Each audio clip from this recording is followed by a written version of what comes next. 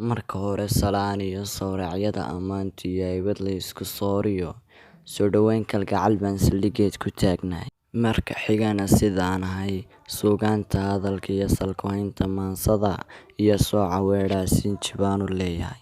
Marka xigana sadarada hableena sooca, samsam iyo suleekhiyo, siraad iyo sahra luulaa, samiir iyo sawda caasha, salmiyo saaqa ramlaa, susaan iyo saynab deeqa, saqiir iyo safiya xamda, ixsaan iyo sumaya leylaa, farduus iyo saarika fartuun, cas iyo sagal iyo suhuur, sabaax iyo saabiriin, iyo inta kale ee siloon salaan bay mudan yihiin.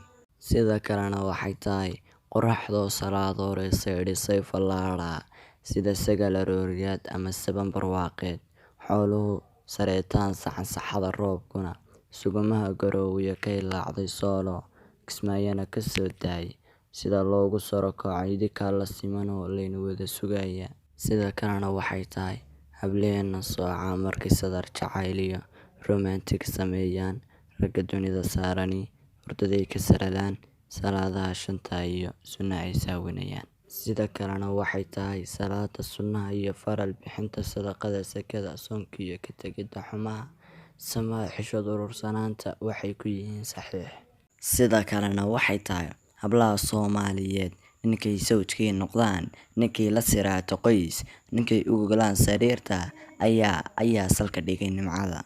Ansar gooya maansada, habluhu way kala sarreeyaan, habluhu way kala soocan yihiin. Hablaha Soomaaliyeed adduunyada waa ka sooc, hablaha Soomaaliyeed samuud raggu kuma helaan.